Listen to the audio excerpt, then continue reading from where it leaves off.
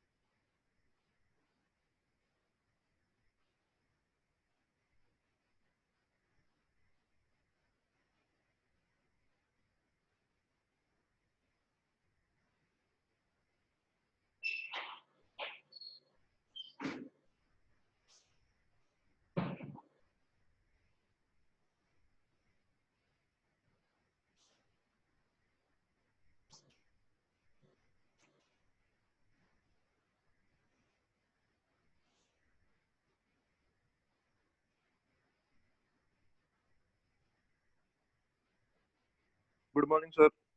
Morning भाई।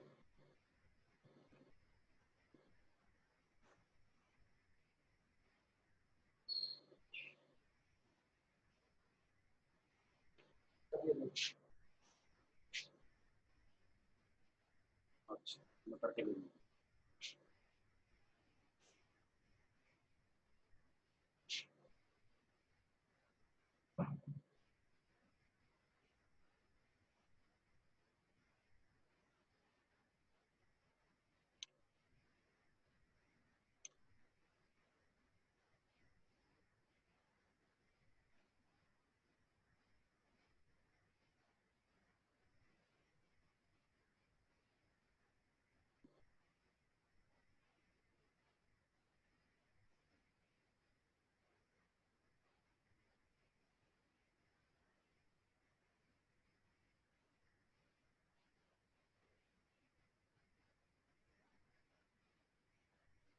तो आज की क्लास शुरू करते हैं भाई। एक तो तुम्हारे जो साथी हैं उनको कहो, पढ़ाने का मजा तभी है जब मैक्सिमम स्ट्रेंथ हो।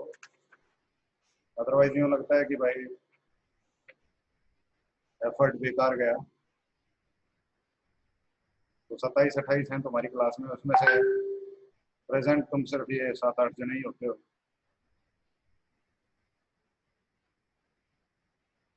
9 जने हैं आज।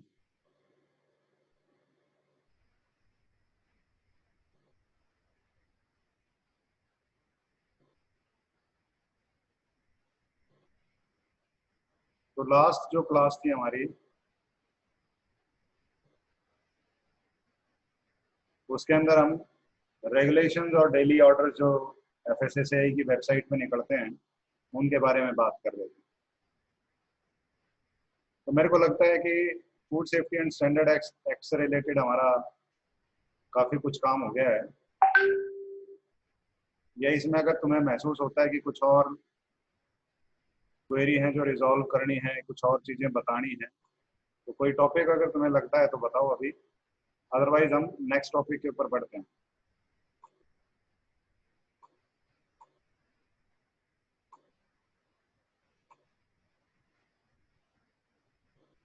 तो नेक्स्ट टॉपिक जो आपके कोर्स में है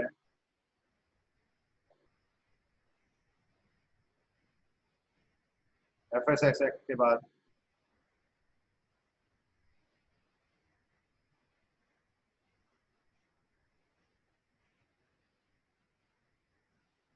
वो दूसरे जो एक्ट हैं, जैसे फिज्मा है, फूड सेफ्टी मॉडर्नाइजेशन एक्ट है, ये 2011 में पास हुआ था। और ये जिस तरह इंडिया में एफएसएस एक्ट है, एफएसएस एक्ट बोलते हैं 2006 का, वैसे जो फिज्मा है एफएसएमए, इसको शॉर्ट फॉर्म फिज्मा बोलते हैं। तो एफएसएमए 2011 ये यूएसए का एक्ट है। और इसके बारे में अगर आपको ज़्यादा जानकारी लेनी है तो इसकी वेबसाइट है फिज्मा के लिए,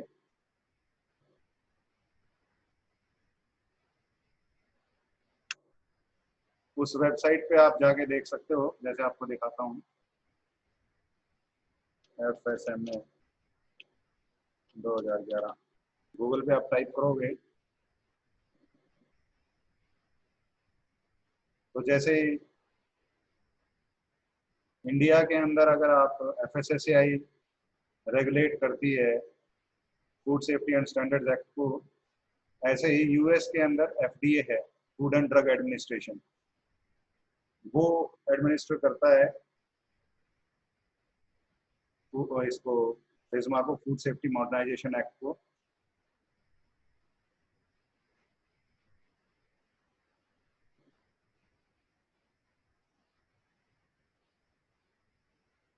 तो फूड सेफ्टी मॉडर्नाइजेशन एक्ट फिज्मा 2011 मैंने गूगल में डाला तो ये पहला, ये site fda.gov, food and drug administration .gov, यानी गवर्नमेंट की वेबसाइट है।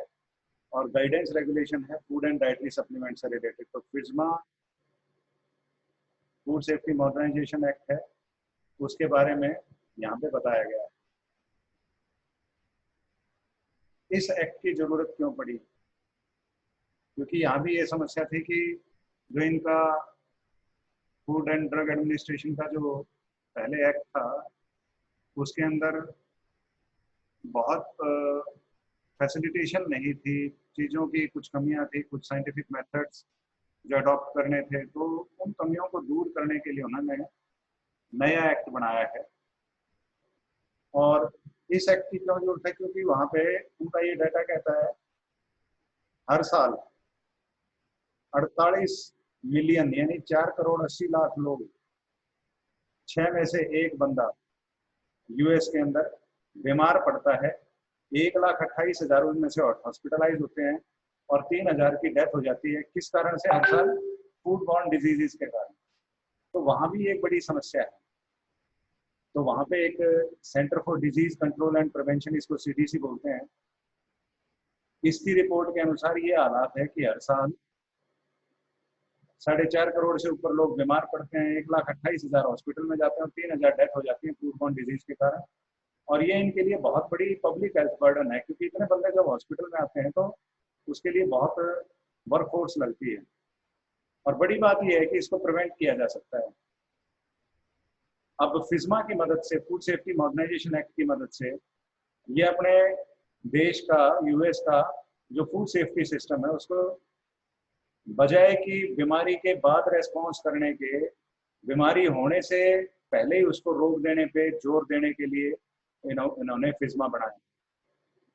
यहाँ की जो पार्लियामेंट होती है उसको कांग्रेस बोलते हैं। ये इसने फिज्मा को, जो भी ग्लोबल फूड सिस्टम है उसके अंदर जो ड्रामेटिक चेंजेस आ रहे हैं और फूड बॉर्न इलनेसेस हैं और इसके जो कॉन्सिक्वेंसेज आ रहे हैं, रिजल्ट आ रहे हैं, तो उन सभी को ध्यान में रखते हुए जो फूड बॉर्न इलनेस है जिनको प्रिवेंट किया जा सकता है, जो कि बहुत बड़ी पब्लिक हेल्थ प्रॉब्लम है और इकोनॉमी के लिए भी, फूड सिस्टम के लिए बहुत बड़ी एक थ्रेट है, उसको रोकने के लिए फूड बॉर्न इलनेसेस और इसके जो रिजल्ट है उनको रोकने के लिए फिज्मा को लागू किया है इन्होंने। इसके अंदर एफडीए ने 7 मेजर रूल्स फिज्मा में दिए हैं। उन 7 मेजर रूल्स के अंदर यही इन्होंने ध्यान रखा है कि जो फूड सप्लाई चेन है या फूड सप्लाई है उसकी सेफ्टी सभी की जिम्मेवारी है, और हर एक जगह पे इसका, चाहे पूरे वर्ल्ड में कहीं से भी खाना यहाँ पे आए, चाहे वो ह्यूमन यूज के लिए हो चाहे वो एनिमल फूड के लिए हो, तो ह्यूमन फूड और एनिमल फूड दोनों कवर होते हैं फिज्मा के अंदर, फूड सेफ्टी मॉडर्नाइजेशन एक्ट में। तो इसके रूल्स के अंदर क्लियर कट स्पेसिफिक एक्शन बता रखे हैं कि अगर कंटेमिनेशन को रोकना है तो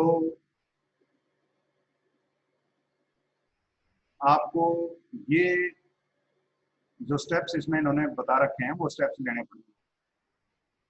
तो ये वेबसाइट से हम पढ़ रहे हैं, जो फूड सेफ्टी मॉडर्नाइजेशन एक्ट की जो वेबसाइट है उसी से इसको पढ़ेंगे। इसका जो यही थ्योरी मैंने यहाँ पे दे रखी है। एक मिनट, हेलो।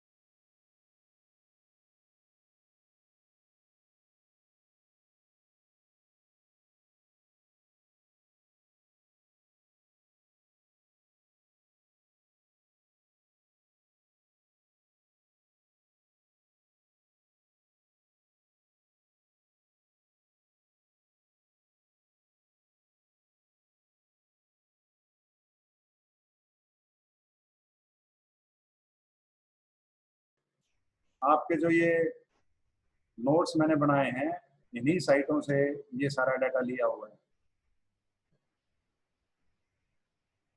तो एक बार इनकी जो ऑफिशियल वेबसाइट है उसी से हम पढ़ेंगे कि रूल्स एंड रिलेटेड प्रोग्राम कौन कौन से हैं फिज्मा से रिलेटेड। मैं तुम्हें एक बार फिर से बता दूं, अब जो मैं पढ़ा रहा हूं वो अमेरिका का फूड सेफ्टी मॉडर्नाइजेशन एक्ट है, उसके बारे में बात कर रहा हूँ। ये एक्ट हिंदुस्तान का नहीं है, ये एक्ट अमेरिका का है। इंडिया का जो एक्ट है उसको food safety and standard act 2006 बोलते हैं, और जो अमेरिका का एक्ट है उसको बोलते हैं FSMA, FSMA, food safety modernisation act 2011। इसके बारे में बात हो रही है। अब तो अपना जो माइंड मेकअप है अब अमेरिका की तरफ लेके जाओ। इससे रिलेटेड जो भी रूल्स और प्रोग्राम्स हैं कि इसके अंदर एक्रेडिटेड थर्ड पार्टी सर्टिफिकेशन का इंतजाम है, current good manufacturing practice and hazard analysis and risk based preventive control of human food, यही CGMP और hazard analysis and risk based preventive, HARPC जिसको बोलते हैं, वो एनिमल फूड के लिए। तो HARPC animal food, human food, ये दोनों इसके अंदर इन्वॉल्व हैं। फिर एक इसके अंदर है foreign supplier verification programme, laboratory accreditation, food traceability, mitigation strategies, कि अगर आपको कोई बंदा जानबूझ के फूड के अंदर ऐसी चीजें मिला रहा है जो जनता के लिए खतरनाक हो सकती हैं, बायो टेररिज्म के अंदर आता है ये। आतंकवादियों ने कई बार ऐसी ट्राई की है कि जानबूझ के खाने के अंदर ऐसी चीजें मिलाने की कोशिश की है, कई अलग अलग कारणों से। आतंकवादियों ने भी की है, कुछ एम्प्लॉयज जो अपनी कंपनी से नाराज थे, कुछ लोगों ने सिर्फ मजे लेने के लिए।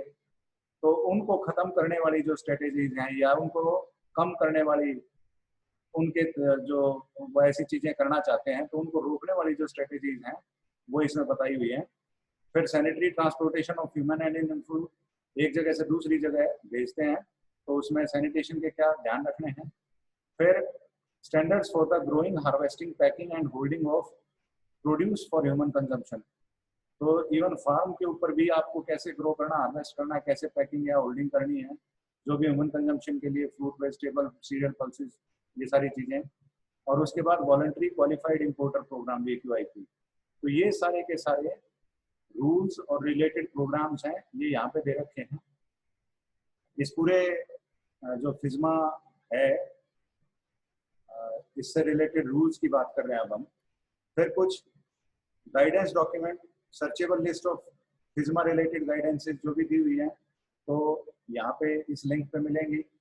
इसकी ट्रेनिंग और टेक्निकल असिस्टेंस के लिए फेडरल बोलते हैं वहाँ की सेंट्रल गवर्नमेंट को, स्टेट वहाँ के स्टेट गवर्नमेंट। तो फेडरल और स्टेट इंटीग्रेशन इन दोनों को मिला के कोई जो ट्रेनिंग प्रोग्राम है वो यहाँ पे मिलेंगे। और ये है FSPCA। आपका कोर्स अगर देखोगे, इस कोर्स के एंड में मैंने इन सभी चीज़ों का जिक्र किया है जो ये आपके सामने आ रही हैं। दिखाता हूँ आपको एक बार, क्योंकि ये सारी चीज़ें आपके इसमें आ रही हैं, कोर्स के अंदर लास्ट में डाली हुई है।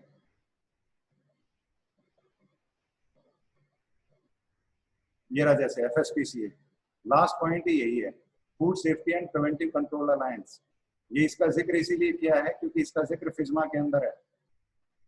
तो FSPCA preventive control for human food, FSPCA preventive control for animal food और ह्यूमन फूड, दोनों के लिए। आपकी जानकारी के लिए बता दूं कि इन दोनों कोर्सेज के अंदर, इन दोनों प्रोग्राम्स के अंदर मैं लीड इंस्ट्रक्टर भी हूं और इनको मैंने खुद इन कोर्सेज को किया और इसमें फिर लीड इंस्ट्रक्टर भी हूँ मैं। तो इन कोर्सेज को अब करवाता भी हूँ, इन दोनों कोर्सेज को, एनिमल फूड और ह्यूमन फूड के कोर्सेज को। फिर इसी के अंदर FSPCA के अंदर ही foreign supplier, FSVP foreign supplier verification program, और लास्ट इनका जो रूल है अभी चल रहा है जो इंटेंशनल अडल्ट्रेशन। तो इन चारों के अंदर ये ट्रेनिंग प्रोवाइड करवाता है ये जो आपका अलायंस है। इस अलायंस में गवर्नमेंट एजेंसीज भी हैं, प्राइवेट एजेंसीज भी हैं, प्राइवेट इंडस्ट्रीज भी हैं, बहुत से पार्टनर्स हैं, और FDA इसको रिकॉग्नाइज करता है। बड़ी बात यह है कि फूड एंड ड्रग एडमिनिस्ट्रेशन जो फिज्मा को कंट्रोल करता है या फिज्मा को रेगुलेट करता है, एडमिनिस्टर करता है, वो FSPCA को रिकॉग्नाइज करता है, इनकी ट्रेनिंग्स को रिकॉग्नाइज करता है कि जिन्होंने ये ट्रेनिंग कर रखी है वो हमारे लिए ये काम कर सकते हैं। फिर इनका ट्रेनिंग फ्रेमवर्क इन्होंने बता रखा है। क्वेश्चंस रिलेटेड टू जो आमतौर पे क्वेश्चन पूछे जाते हैं फिज्मा से, इसके ऊपर भी हम बात करेंगे अभी। इनका दूसरे फॉरम्स के साथ मिलके कोई कोलैबोरेटिव मिलके कोई ट्रेनिंग करना चाहते हैं फिज्मा पे, उसका ये इनका टेक्निकल असिस्टेंस नेटवर्क है, बड़ा स्ट्रॉन्ग नेटवर्क है ये। कोई भी जहाँ पे भी आपको परेशानी होती है, कोई सवाल उठते हैं जिसका आपको जवाब नहीं मिल पाता, तो इस टेक्निकल असिस्टेंस नेटवर्क के ऊपर आप क्वेश्चन डाल दें, आपको उसका जवाब विदिन 48 आवर्स मिलेगा। इसी तरह से produce international partnership, produce safety alliance, produce safety network, ये तीनों प्रोड्यूस के लिए हैं। प्रोड्यूस का मतलब एग्रीकल्चर प्रोड्यूस, चाहे वो आपके सीरियल पल्सेस हैं, चाहे आपके फ्रूट वेजिटेबल हैं, अगर उनकी प्रोसेसिंग नहीं है हुई है तब तक आप उनको एग्रीकल्चर प्रोड्यूस बोलेंगे। तो वो इस तरीके के जो प्रोड्यूस हैं उनसे रिलेटेड इंफॉर्मेशन। फिर अगर आपको सैनिटरीली अगर जो भी फूड है, आवाज आ रही है आप सभी तक मेरी? सुनने में कोई समस्या तो नहीं आ रही? No sir. No sir. तो साफ सुथरे तरीके से अगर आपको खाने की कोई भी वस्तु एक जगह से दूसरी जगह लेके जानी है तो उसके लिए ये आपका ट्रेनिंग मॉड्यूल है। और स्प्राउट्स का मतलब चना जो अपने गाढ़े हैं उनको जर्मिनेट करते हैं और उसके स्प्राउट्स बनते हैं, उसके लिए अलग से है। तो इन्होंने हर टाइप के जो फूड है उनको अलग क्यों किया है कि इनके लिए कुछ सेफ्टी के लिए अलग प्रिकॉशन आपको लेने होते हैं, और वहाँ ये चीज़ ज़्यादा चलती हैं तो उनको भी इसने इसके अंदर इंक्लूड किया है। फिर इस रूल की कंप्लायंस और इम्प्लीमेंट से रिलेटेड ये टूल्स हैं, जिसमें सबसे पहले तो एप्लीकेशन पोर्टल है, FDA का फूड कोड है, इनकी फीस है, स्मॉल बिजनेस के लिए क्या है, इंटरनेशनल कैपेबिलिटी कैपेसिटी बिल्डिंग, इसका मतलब कि इनका जो US के अंदर खाना है, मसाले कहीं से आते हैं, आटा कहीं से आ रहा है, मीट कहीं से आ रहा है, तो अलग अलग देशों से आ रहे हैं। तो उन सभी देशों के अंदर भी इनको अपने लोग ट्रेन करने पड़ते हैं जो कि इनकी मदद करते हैं। तो उसी एक प्रोग्राम के दौरान मेरे को यूएस के अंदर 2013 में इनवाइट किया गया था फूड डिफेंस ट्रेनिंग के लिए, तभी से मैं इनके टच में हूँ। और उससे पहले भी इनके जो ये सॉफ्टवेयर हैं, फूड डिफेंस प्लान बिल्डर और फूड सेफ्टी प्लान बिल्डर, ये दो सॉफ्टवेयर हैं। क्योंकि आपका 5th सेमेस्टर के अंदर कोर्स है computer application in food technology, तो उसमें इन दो सॉफ्टवेयर्स का जिक्र करूंगा मैं। और ये दो सॉफ्टवेयर्स ऐसे हैं जो डायरेक्ट आपके इंडस्ट्री के अंदर आपके काम आएंगे। तो इस वेबसाइट से आप इनको डाउनलोड भी कर सकते हैं, इनके बारे में इंफॉर्मेशन वीडियो वो भी देख सकते हैं। इसके बाद डाटा डैशबोर्ड, इंस्पेक्शन से रिलेटेड, कंप्लायंस एक्शन, रिकॉल और इंपोर्ट, इन सब से रिलेटेड ये डैशबोर्ड है जहां से आपको इन सभी के बारे में इंफॉर्मेशन मिलती है। डंस पोर्टल, इसका मेरे को पता नहीं, मैंने इसको एक्सप्लोर नहीं किया है। ये प्रोडक्ट ट्रेसिंग के लिए है, पहले था, अब इसको आर्काइव कर दिया, यानी अब इसको बंद कर दिया है। की फिज्मा कंप्लायंस डेट्स, कि फिज्मा 2011 में बन गया था, लेकिन लोगों को वक्त दिया था इन्होंने कि भाई इस डेट तक आप कर सकते हो। तो स्मॉल स्केल इंडस्ट्री है तो उसको ज्यादा वक्त दिया, मीडियम स्केल है तो उसको कम, और लार्ज स्केल को और कम, कि वो उनके पास रिसोर्सेज होते हैं वो जल्दी कर सकते हैं। तो इसी के अंदर ऐसे ही पास्चराइज्ड मिल्क ऑर्डिनेंस है वो भी, और सप्लायर इवेल्युएशन रिसोर्सेज जिसमें थर्ड पार्टी ऑडिट स्टैंडर्ड्स हैं या फिज्मा सप्लायर वेरिफिकेशन रिक्वायरमेंट्स हैं, ये दे रखी हैं। और इसके अंदर accredited third party certification programme है, और साथ में इसमें टेम्पलेट्स दे रखे हैं कि ऑडिट अगर आपको करवाना है तो इन टेम्पलेट्स से अगर ऑडिट करवाओगे थर्ड पार्टी का तो वो बेटर आपको मदद करेगा फिज्मा कंप्लायंस में। इसमें फिज्मा के बारे में बताया गया है कि फिज्मा में नया क्या है, रिपोर्ट्स हैं और ऑपरेशनल स्ट्रेटेजीज हैं कि जिससे एफडीए फिज्मा को इम्प्लीमेंट कैसे कर रहा है, और साथ में इसका बैकग्राउंड फिज्मा का, और फिज्मा का पब्लिक हेल्थ के ऊपर क्या इफेक्ट पड़ रहा है, उससे रिलेटेड जो एफडीए कमिश्नर है उसका भाषण है। यहाँ पे क्वेश्चन आंसर हैं अलग अलग लोगों ने जो इसके साथ जुड़े हुए हैं। तो इस तरीके से आपका जो ये पूरा जो फिज्मा है, फूड सेफ्टी मॉडर्नाइजेशन एक्ट है, ये है इसके अंदर। लेकिन इस एक्ट को, जैसे हमने बेयर एक्ट देखा था ना, अपना food safety and standards act पढ़ा था, उसी तरह से अगर इसका बेयर एक्ट देखना है तो कहीं ना कहीं इसके अंदर ये रूल्स हैं, गाइडेंस डॉक्यूमेंट आपको गूगल पे आप जब अगर सर्च करोगे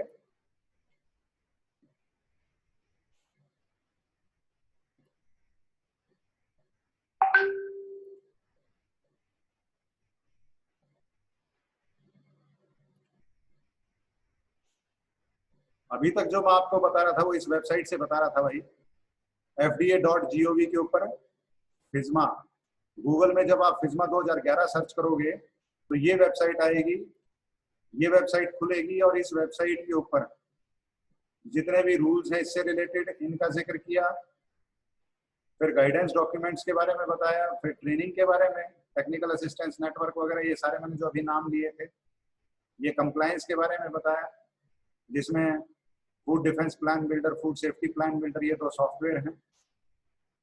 फिर फिज्मा का बैकग्राउंड यहाँ से, और पब्लिक हेल्थ के ऊपर क्या इम्पैक्ट है, ये क्वेश्चन आंसर वगैरह दे रखे हैं। इसी में जब आप गूगल पे सर्च करोगे फिज्मा 2011 बेयर एक्ट,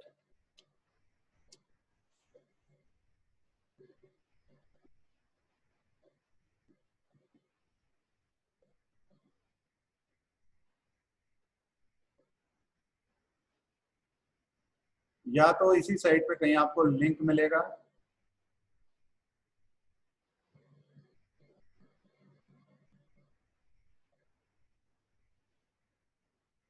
या जब इस पे होम के बाद फूड पे क्लिक करोगे तो वहां आपको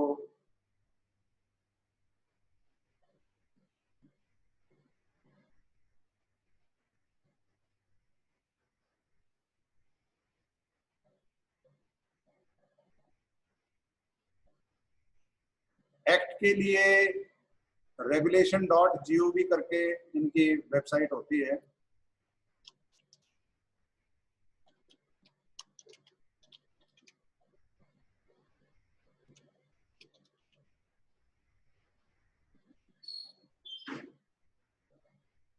जितने भी यूएस गवर्नमेंट की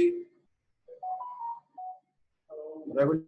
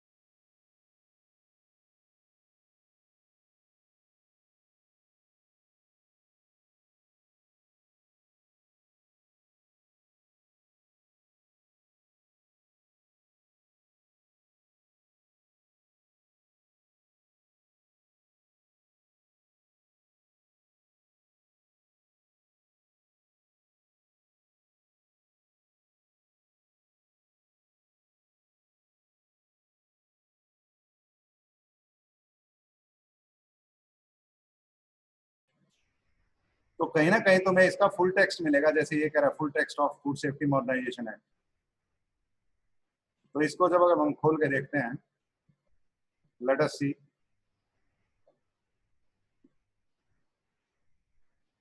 दस मिनट की और क्लास है, एक बार उसके बाद हम ब्रेक लेंगे।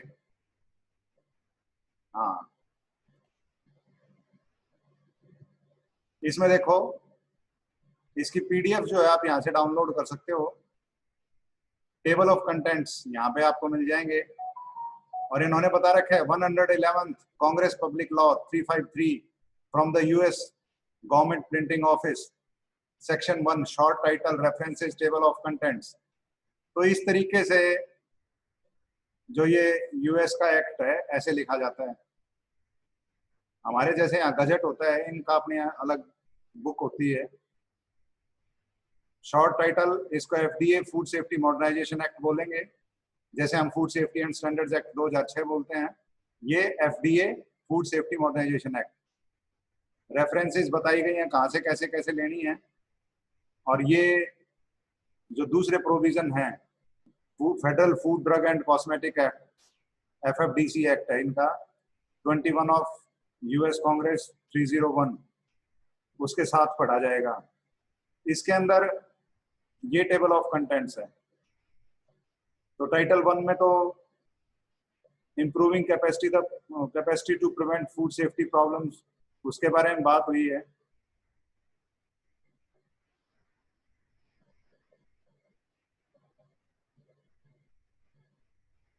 सेक्शन है ये अलग अलग जो इस एक्ट के अंदर हैं। फिर सेकंड टाइटल है improving capacity to detect and respond to food safety problems 201।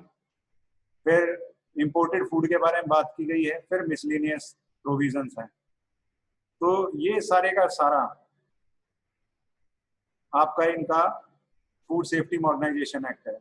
इसकी अगर पीडीएफ डाउनलोड करनी हो तो जैसे क्लिक करोगे तो आपको पीडीएफ पे लेके जाएगा।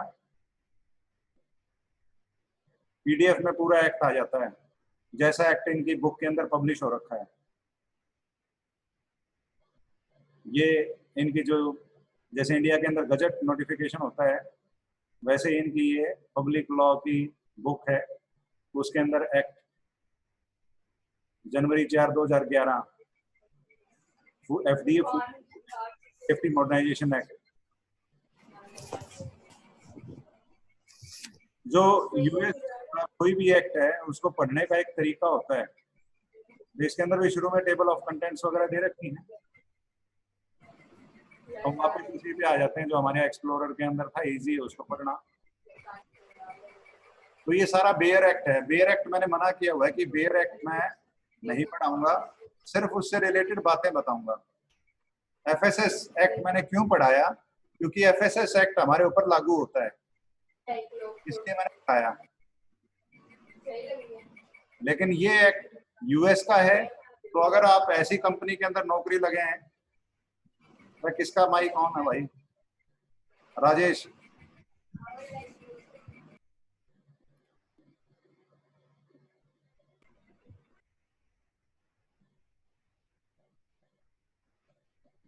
अपने माइक ऑफ रखा करो। तो इसमें मैं बेयर एक्ट नहीं पढ़ाऊंगा। इसमें जो तुम्हारे काम की बातें हैं वो मैंने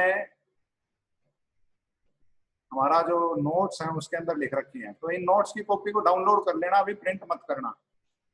डाउनलोड क्यों कर रहा हूं? ताकि तुम इसको पढ़ सको जो मैं चीजें पढ़ा रहा हूं। हाँ, फिज्मा के बारे में।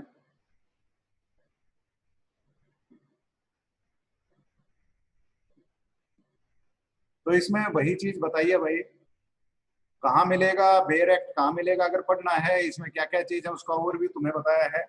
अब थोड़ा सा इसकी जो इंट्रोडक्शन मैंने इसमें दी हुई है वो बता रहा हूँ कि बराक ओबामा ने ये जो फूड सेफ्टी मॉडर्नाइजेशन एक्ट था वो साइन किया था, क्योंकि वहां प्रेसिडेंट साइन करता है। तो जनवरी 4, 2011 में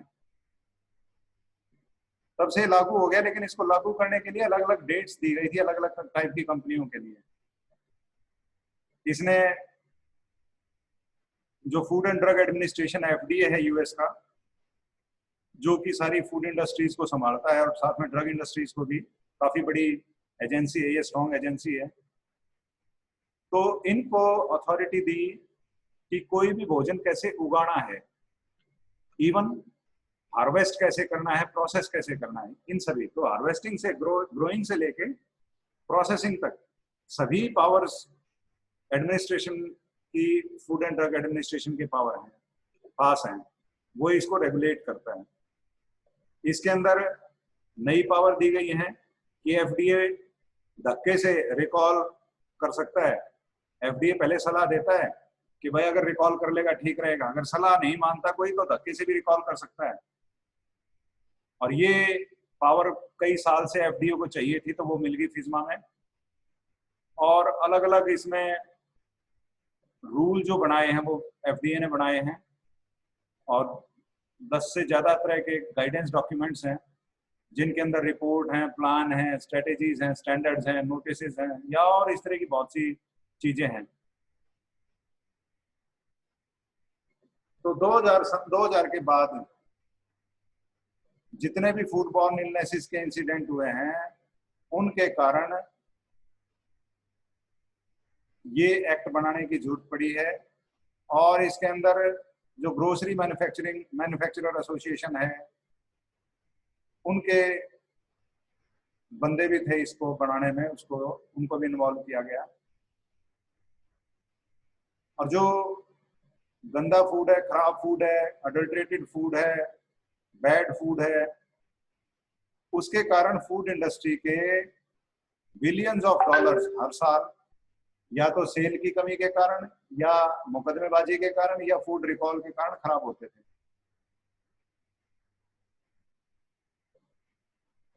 दो 2009 के अंदर फूड सेफ्टी एनहांसमेंट एक्ट पास हुआ था। ये उसी तरह का वो बिल था, और इसको माना गया है कि सन 1938 के बाद से यूएसए के अंदर फूड सेफ्टी से रिलेटेड सेंट्रल लेवल पे इतना बड़ा जो स्टेप है वो पहली बार लिया गया है। और इसके अंदर इंटेंशनल अडल्ट्रेशन और फूड डिफेंस से रिलेटेड भी बातें की गई हैं कि कोई जानबूझ के अगर खाने में ऐसी चीजें मिलाता है जो कंज्यूमर के लिए हार्मफुल है तो उनको भी एड्रेस करने का तरीका है।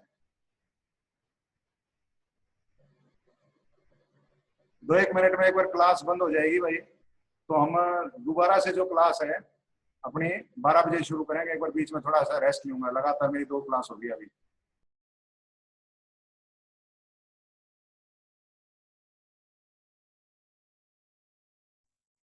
हेलो।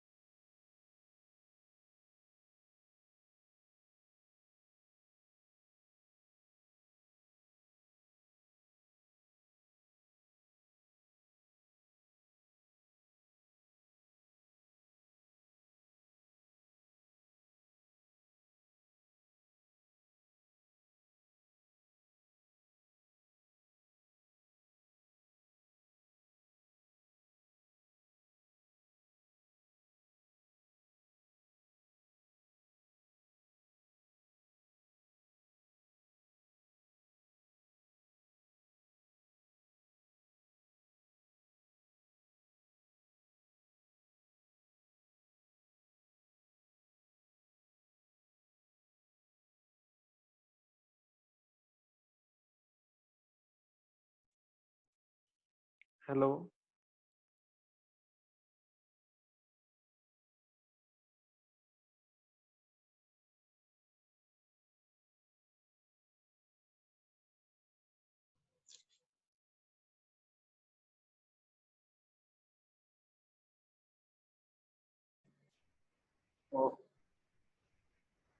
अब आवाज आई है?